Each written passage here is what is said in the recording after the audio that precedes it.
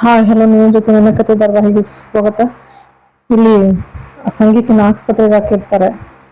ಭೂಮಿನ ವಿನಾಕಾರಣ ಒಬ್ಬ ಪೊಲೀಸ್ ಆಫೀಸರ್ ಆಗಿ ಅವಳನ್ನ ಅನುಮಾನಿಸ್ತಾನೆ. ಪರಿಶೀಲನೆ ಮಾಡ್ಬೇಕಲ್ವಾ, ಆ ವೃತ್ತಿಗೆ ಘನತೆ ಎಲ್ಲವನ್ನೂ ಕೂಡ ಪರಿಶೀಲನೆ ಮಾಡಿ ತಾನೆ ಸಾಕ್ಷಿ ಸಮೇತ ತಾನೆ ನಾವು ಹಿಡ್ಕೊಡೋದು. ಹಾಗಿದ್ದಾಗ ಅವನು ಸಾಕ್ಷಿನೇ ಇಲ್ಲ ಅಲ್ಲಿ. ಸುಮ್ಮನೆ ಅವಳು ಮೊದ್ಲೇ ದೊಡ್ಡ ಕಡ್ಲಿ ಕೊಲೆಗಾತಿ ಎಲ್ಲ ಗೊತ್ತಿದೆ ಇವನಿಗೆ. ಗೊತ್ತಿದ್ದ ಅವಳ ಮಾತನ್ನ ನಂಬಿ ಪಾಪ ಇವಳನ್ನ ಬ್ಲೇಮ್ ಮಾಡಿ ಆಚೆಗೆ ಕಳಿಸ್ತಾನೆ. ಇಲ್ಲಿವರೆಗೂ ತ್ಯಾಗ ಮಾಡಿದ್ದಕ್ಕೆ ಬೆಲೆನೇ ಇಲ್ಲ. ಶ್ರವಣನ್ ಕರ್ಕೊ ಬರ್ತಾರೆ. ಪಲ್ಲವಿ ಏನೋ ಗಲಾಟೆ ಮಾಡ್ತಾ ಇದಾರೆ ಅಂತ ಹೇಳಿ ಅಜ್ಜಿ ಎಲ್ಲ ನಿಂತ್ಕೊಂಡು ನೋಡ್ತಾ ಇರ್ತಾರೆ. ಹೊರತು ಮೂಕ ವಿಸ್ಮಿತರಾಗಿ ಅವಳನ್ನ ಕಳ್ಸೇ ಬಿಡ್ತಾನೆ. ಹೊರಟೋಗು ನೀನು, ನಮ್ ಕುಟುಂಬದಲ್ಲಿ ಇರ್ಬೇಡ ಅಂತ ಹೇಳಿ. ಅವಳು ಹೊರಟೋಗ್ತಾ ಇದ್ರೆ ಇಲ್ಲಿ ಪಾಪ ಶಾರದಮ್ಮ ನೋಡಿ ಕುಕ್ಕೋತಾರೆ. ಭೂಮಿ ಅಂತ ವಾಯ್ಸ್ ಬಂದ್ಬಿಡುತ್ತೆ ಅವ್ರಿಗೆ. ಅದಂತಿದ್ದಾಗೇನೆ ತಕ್ಷಣ ಓಡ್ ಬಂದು ಅಪ್ಕೊಳ್ತಾಳೆ. ಅಪ್ಕೊಂಡು ಶ್ರವಣ್ ಹೇಳ್ತಾಳೆ, ನೋಡು, ಸಾವಿರ ಬರ್ತಿದೆ, ಸಾವಿರ ಹೋಗ್ತಿದೆ, ಗಂಡ ಅಂತಿದೆ, ಹೀಗೆಲ್ಲ ಮಾಡಬಾರ್ದು ಕಣೋ ಅಂತ ಹೇಳಿ ಕುಕ್ಕೊಳ್ತಾರೆ ಭೂಮಿನ. ಆದ್ರೂ ಭೂಮಿ ನಿಲ್ಲೋದಿಲ್ಲ. ಆದ್ರೆ ಶಾರದಮ್ಮ ಕೂಗಿದಾಗ ಓಡ್ ಬರ್ತಾಳೆ. ಓಡ್ ಬಂದು ಅಪ್ಕೊಳ್ತಾಳೆ. ಶಾರದಮ್ಮ ನನ್ನನ್ ಕೂಗಿದ್ರ ಅಂತ ಹೇಳಿ ಅಪ್ಕೊಂಡ ತಕ್ಷಣ ಅವನು ಅಜಿತ, ನೀನು ಶಾರದಮ್ಮನ ನೆತ್ತಲ್ಲಿ ಮತ್ತೆ ಉಳ್ಕೊಳ್ಳೋ ಪ್ರಯತ್ನ ಮಾಡ್ಬೇಡ, ಹೊರಟೋಗ್ತಾ ಇರ್ ನೀನು. ಮತ್ತೆ ಇವಳಿಗೂ ನಮ್ಗೆ ಸಂಬಂಧ ಇಲ್ಲ, ಇವಳು ಈ ಫ್ಯಾಮಿಲಿ ಅವಳೇ ಅಲ್ಲ ಅಂತ ಹೇಳಿ ಕಳಿಸ್ತಾನೆ.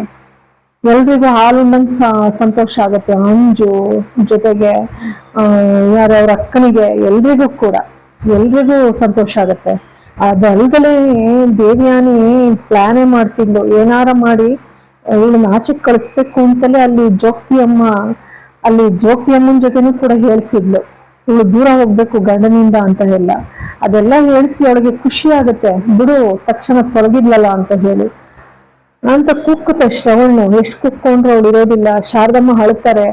ಅವಳು ಹಿಂತಿರುಗಿ ಬಂದು ಅಪ್ಕೊಂಡಿದ್ದಷ್ಟೇ. ಇವನೇ ಯಾವಾಗ ಕೈಯೆಲ್ಲ ಬಿಡಿಸ್ಬಿಡ್ತಾನೋ ಅವಳು ಹೊರಟು ಬಿಡ್ತಾಳೆ. ಕೈ ಬಿಡಿಸಿದ್ಮೇಲೆ ಜೊತೆಗೆ ಅವಳನ್ನ ಬಹಳ ಹೀನಾಯವಾಗ ಅಂತಾನೆ, ನಿಮ್ಮಮ್ಮ ಕೊಲೆಗಾತಿ, ನಿಮ್ಮ ಅಪ್ಪ ಕುಡ್ಕ, ನೀನೊಬ್ಳು ಕೆಲ್ಸಕ್ ಬಾರ್ದವಳು ಗೋಮುಖವಾದ್ರ ಅಂತ ಹೇಳಿ. ಪಾಪ ಅವಳು ಇಡೀ ಜೀವನನೇ ತ್ಯಾಗ ಮಾಡಿದ್ಲು. ಯಾರು ಒಂದ್ ಹೆಣ್ಮಗಳು ತನ್ನ ಇಡೀ ಜೀವನನ ಬದಿಬಿಟ್ಟು ಬೇರೊಬ್ರಿಗೋಸ್ಕರ ಯಾಕೆಂದ್ರೆ ಒಂದು ಸಾರಿ ಅವನು ಏನೇ ಒಪ್ಪಂದ ಅಂತ ಮದುವೆ ಅದನ್ನ ಮುಗೀತು. ಪಾಪ ಅದೆಲ್ಲ ತ್ಯಾಗ ಮಾಡಿದ್ರು ಕೂಡ ಏನ್ ಕಣ್ಣಿಗೆ ಕಾಣೋದೇ ಇಲ್ಲ. ಅಸಲಿಗೆ ನಿರ್ದೇಶಕರನ್ನ ಒಂದು ಸಾಕಾಗೋಗಿದೆ ನನಗೂ ಕೂಡ. ಏನ್ ನಿರ್ದೇಶನ ಮಾಡ್ತಾರೆ ಅಂತ ಅನ್ಸ್ಬಿಟ್ಟಿದೆ ನನಗೂ.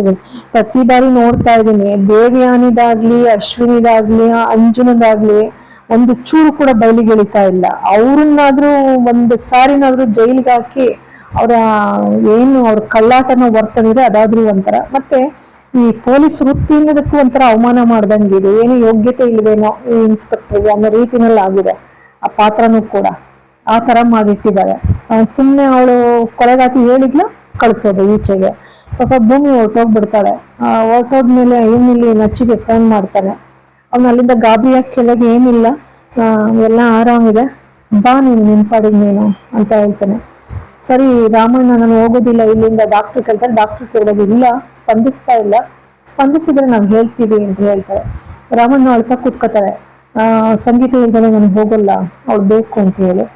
ಅದಕ್ಕೆ ಅಜಿತ ಇದ್ದವನು, ಅಪ್ಪ ಹಾಗೆಲ್ಲ ಮಾಡ್ಬೇಡಿ, ಅಜ್ಜಿನೂ ಪ್ಯಾನಿಕ್ ಆಗ್ತಾರಲ್ವ, ಅವ್ರಿಗೆ ಆರೋಗ್ಯ ಹಾಳಾದ್ರೆ ಕಷ್ಟ ನಾವು ನೋಡ್ಕೊಳ್ಳೋದು, ಬನ್ನಿ. ಪಾಪ ಭೂಮಿ ಮಳೆಯಲ್ಲಿ ನೆನಿತಾ ಹೋಗ್ತಾಳೆ. ಅದಂತ ಹೇಳಿ ತಡಿತಾನೆ. ರಾಮಣ್ಣನ ಇವಳು ದೇವಿಯನ್ನು ಖುಷಿ, ಹಾಲುಂಡಷ್ಟು ಖುಷಿ ಅವಳಿಗೆ ಭೂಮಿ ಓದ್ಲಲ್ಲ ಅಂತ. ರಮಣ ಹಂಗೆಲ್ಲ ಆಡ್ತಾರೆ, ಬನ್ನಿ ನಾನು ಕರ್ಕೊಂಡೋಗ್ತೀನಿ ಬಿಡುಕಂದ ಅಂತಾಳೆ ಪಾಪಿ. ಮೊದ್ಲು ಇವಳನ್ನ ಜೈಲ್ಗೆ ಹಾಕ್ಬೇಕಿತ್ತು ಇವನು. ಸರಿ ಭೂಮಿ ಅಳ್ತಾ ಇರ್ತಾಳೆ. ಹೋಗ್ತಾಳೆ. ಪಾಪ ಇನ್ನೇನ್ ಮಾಡ್ತಾಳೆ, ವಿಧಿ ಇಲ್ಲ. ಲಕ್ಷ್ಮಿ ಅಕ್ಕನ ಹತ್ರ ಹೋಗ್ತಾಳೆ. ಇಲ್ಲಿ ದೇವಿಯನ್ನು ಕೇಳ್ತಾಳೆ, ಯಾರನ್ನ, ಅವಳನ್ನ ಅಶ್ವಿನಿನ, ಏನೇ ಕಾರಣ ಅಲ್ವಾ ಅಂತ ಹೇಳಿ.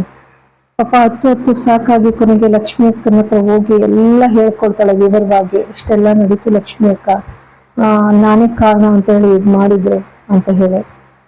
ಆನಂತರ ಶ್ರವಣ ಕೂಡ ಹೇಗಾದ್ರೂ ಆಗ್ಲಿ ಅಂತ ಹೇಳಿ ಅವ್ಳನ್ನ ಕರ್ಕೊಂಡು ಹೋಗಿ ಸೈಡ್ಗೆ ಕೇಳ್ತಾರೆ. ಯಾರು ಅಜಿತ್ನಿಗೆ ಶತ್ರುಗಳು ಇದ್ದೇ, ಯಾಕೆ ಪೊಲೀಸ್ ಇಲಾಖೆ ಶತ್ರುಗಳು ಇದ್ದೇ ಇರ್ತಾರೆ, ಆದ್ರೆ ಅವ್ಗೆ ಇಷ್ಟೊಂದು ಕೋಮಾಗ ಹೋಗೋಷ್ಟು ಯಾರು ತೊಂದರೆ ಕೊಟ್ರು? ಜೊತೆಗೆ ಇವಳು ದೇವಿಯಾನಿ ಹೇಳ್ತಾಳೆ, ನೀನೇ ಎಲ್ಲ ಕಾರಣ, ನಿನ್ನಿಂದನೇ ಅಲ್ವಾ ಅಂತ ಹೇಳಿ ನೋಡ್ತಾ ನಿಂತ್ಕೊಳ್ತಾಳೆ ಪಾಪಿ. ಸರಿ ಮತ್ತೆ ಕೇಳ್ತಾಳೆ ದೇವಿಯಾನಿ, ನಿನ್ನಿಂದಾನೇ ಅಲ್ವಾ? ಅವಾಗ ಏನ್ ಖುಷಿಯಾಗಿ ಹೇಳ್ತಾಳೆ, ಹೌದು, ನಾನು ತೋರಿಸ್ತಂತ ಪತ್ರ ನೋಡ್ಬಿಟ್ಟು ಹಿಂದೆ ಮುಂದೆ ನೋಡ್ದೆ, ಅವಳೇ ಈ ಅಗ್ರಿಮೆಂಟ್ ಪೇಪರ್ ಅನ್ನ ಕೊಟ್ಟಿದ್ದಾಳೆ ನನಗೆ, ಅದರಿಂದಾನೇ ನೋಡ್ಬಿಟ್ಟು ಜ್ಞಾನ ತಪ್ಪಿದ್ಲು ನನ್ನ ಅಮ್ಮ ಅಂತ ನಂಬಿಸ್ತೆ ಅಷ್ಟೇ ಅಂತ ಈಸಿಯಾಗಿ ಹೇಳ್ತಾಳೆ. ಪಾಪ ಭೂಮಿ ಇಲ್ಲ ಹೇಳ್ತಾಳೆ. ಅದಕ್ಕೆ ಲಕ್ಷ್ಮಿ ಅಕ್ಕ ಅಂತಾರೆ, ಎಷ್ಟು ನಿರಾಯಾಸವಾಗಿ ತಾಳಿ ಕಟ್ಟಿಬಿಟ್ಟು ಈ ರೀತಿ ಹೊರದಬ್ಬಿದ್ರಲ್ಲ, ಎಂತ ಗಂಡ್ಸೆ ಅಂತಾರೆ. ಅದಕ್ಕೆ ಭೂಮಿ ಅಂತಾಳೆ, ಅವ್ರ ಕೆಲ್ಸಗಳೆಲ್ಲ ಆದ್ವಲ್ಲಕ್ಕ, ಎಲ್ಲ ಮುಗಿದ್ಮೇಲೆ ಅಷ್ಟೇ, ಅದಕ್ಕೆ ನನ್ನನ್ನು ಹೊರ ಹಾಕಿದ್ದಾರೆ ಅಷ್ಟೇ, ಇದೆಲ್ಲ ನನ್ ಕರ್ಮ ಅಂತ ಹೇಳಿ ಅಳ್ತಾಳೆ. ಲಕ್ಷ್ಮಿ ಅಕ್ಕ ಸಮಾಧಾನ ಮಾಡ್ತಾರೆ, ಸುಮ್ಮನಿರು, ಬೇಸರ ಮಾಡ್ಕೋಬೇಡ ಭೂಮಿ ಅಂತ ಹೇಳಿ. ಪಾಪ ಅವಳು ಬಹಳಷ್ಟು ದುಃಖಿಸ್ತಾಳೆ. ಇಲ್ಲಿ ಮಾತ್ರ ಇವರು ಸಂಭ್ರಮಿಸ್ತಾರೆ, ದೇವಯಾನಿ ಮತ್ತೆ ಹಾಗೇನೆ ಅಶ್ವಿನಿ ಎಲ್ಲ. ರೀ ನಿರ್ದೇಶಕರೇ, ಮೊದ್ಲು ಇವ್ರಿಬ್ರನ್ನ ಬಯಲಿಗೆಳೆದು ಬಿಟ್ಟು ಆಚೆಗೆ ಹಾಕೋದನ್ನ ನೋಡ್ಕೊಳ್ಳಿ, ನಿಮ್ ಧಾರಾವಾಹಿನೂ ಚೆನ್ನಾಗ್ತದೆ. ಬರೀ ಭೂಮಿಗ್ ತೊಂದರೆ ಕೊಡೋದು, ಅಜಿತನಿಗೆ ತೊಂದರೆ ಕೊಡೋದು ಇದು ಮಾಡಿದ್ರೆ ನಿಮ್ ಧಾರಾವಾಹಿ ಯಾರು ನೋಡೋದಿಲ್ಲ ಖಂಡಿತವಾಗ್ಲೂ ಕೂಡ, ಹೌದಲ್ಲ? ದಯಮಾಡಿ ಮೊದಲು ನಿಮ್ಮ ನಿರ್ದೇಶನವನ್ನ ಒಂದಷ್ಟು ಬದಲಾಯಿಸ್ಕೊಳ್ಳಿ ಅಂತ ಹೇಳ್ತೀನಿ.